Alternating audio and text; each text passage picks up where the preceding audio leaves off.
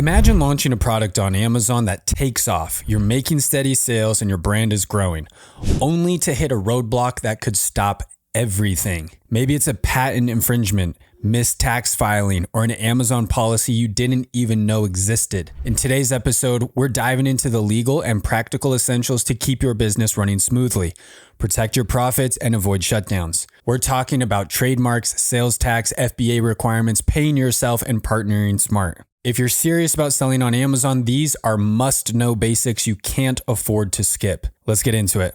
All right, so here's a brutal reality. Selling on Amazon isn't just about finding a good product and making sales. It's about understanding the rules of the platform and the legal requirements that come with running a real business. Without the right setup, you could be dealing with lawsuits, tax issues, or even losing access to your Amazon account. Let's kick things off with patents and trademarks, because protecting your brand starts with knowing what's already out there. If you're selling a simple generic product, think paper plates, picture frames, or towels, you're generally safe from patent issues. But when it comes to brand names, logos, or any unique product designs, it's critical to check that you're not infringing on someone else's trademark or patent. To do this, I recommend starting with two main sites: the USPTO, United States Patent and Trademark Office, and Google Patents. Step 1. Checking trademarks on the USPTO website. First, let's start with trademarks. Head over to the USPTO website at uspto.gov, where you can run a trademark search using their TESS database, Trademark Electronic Search System. Once you're on the test page, type in your proposed brand name and TESS will pull up any existing trademarks that are similar. If you see anything with that same or a similar name in a similar product category, that's a red flag, and you may want to consider a different name to avoid legal issues down the road. If the results are clear, it means your name is likely safe to use, and you can consider registering it if you want exclusive rights on Amazon and beyond. Step 2, checking patents with Google Patents. Next, let's look at patents, especially if you're developing a unique product with specific features or designs. For this, head over to patents.google.com, a free tool that pulls patents from various countries, including the United States. Enter keywords or phrases that describe your product, and Google Patents will show you any existing patents that could be similar. For instance, if you're designing a new type of water bottle, search terms like reusable water bottle or water bottle with filter to see if there's anything that looks similar to what you're planning. If you find something that looks close, you might need to adjust your design to avoid issues. If not, you're likely in the clear to move forward with your product design. Disclaimer here, I am not a licensed attorney, so this is definitely not legal advice, and you should always consult with a licensed professional for any legal matters. Which brings me to step 3.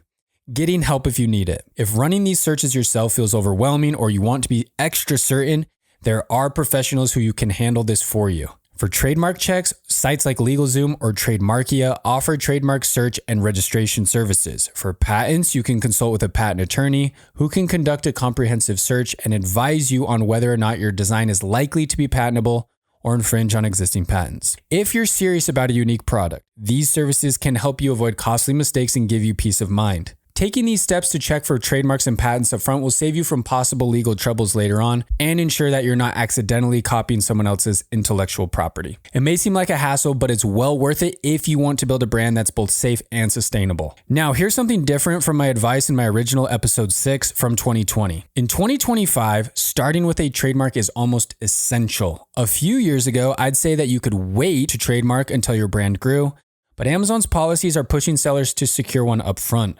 A trademark can protect your name, logo, and brand identity right from day one, giving you exclusive brand rights on Amazon and preventing copycats from capitalizing on your hard work. Having a registered trademark also opens up the Amazon brand registry, which offers powerful tools like A+ content, enhanced product detail pages, and better control over your listings. Next, let's simplify sales tax, which can feel overwhelming but doesn't have to be. Amazon's marketplace facilitator law means that in most states, Amazon collects and files sales tax for you. So in those states, you're covered, and you don't need to worry about collecting or filing it yourself. If you're curious about what specific states where you might still owe taxes, you can use a tool like TaxJar.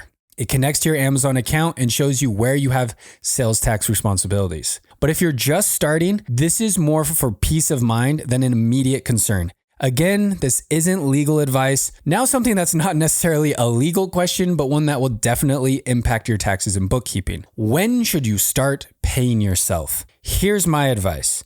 Reinvest as much as possible back into your business, especially early on. If you're making $100 in profit, don't pay yourself. Use that money to buy more inventory or boost your marketing to grow faster. When you're ready to start taking profits, pay yourself by transferring funds from your business bank account to your personal account. If you're serious about managing finances, QuickBooks can help track everything, and a good accountant or bookkeeper will also make things a lot easier. I've used the team over at Ecom Balance for over 2 years now for my Amazon brand bookkeeping and for my personal business bookkeeping. Shout out Valerie. What I love about Ecom Balance is that they are a respectable price, they do a great job, and they make it super easy for me. I'll throw a link below too where you can set up a call with them and even possibly get your first 2 months free of bookkeeping when you mention my name. And I am a paying customer of their service. I wasn't paid by them to say this. But if there was one thing I would do differently, if I was starting all of this over again, I would start tracking my numbers with Sellerboard and do my bookkeeping from day one. Knowing your numbers and doing your bookkeeping will make a huge difference in decision making and actually knowing if and when you're profitable. Let's talk a little more about partnerships. I touched on this in the previous episodes, but if you're teaming up with someone to grow your business, consider a basic contract. You may not need it right at the start, but as your business grows, it's a smart way to protect your business and your relationships. Even if you're working with a close friend or family, a contract ensures that you're on the same page and prevents misunderstandings down the line. ChatGPT makes it extremely easy now to do this. Honestly, there's no real need to hire anyone to do this for you. Explain to ChatGPT all the details of your agreement, ask it to include any potential protections and limitations for both parties, and make edits as needed. Next, let's talk about your product listing, specifically your product titles. Every product title on Amazon should be under 200 characters, including spaces. Some categories might have even stricter limits, so always check on Amazon specific guidelines for the category that you're selling in. And remember, no promotional phrases. Don't use words like best or top selling in your title, which can give you a lot of issues. There's also a lot more details on what you can and cannot say in Amazon's documentation. A quick Google search will pull all of that up for you when the time comes.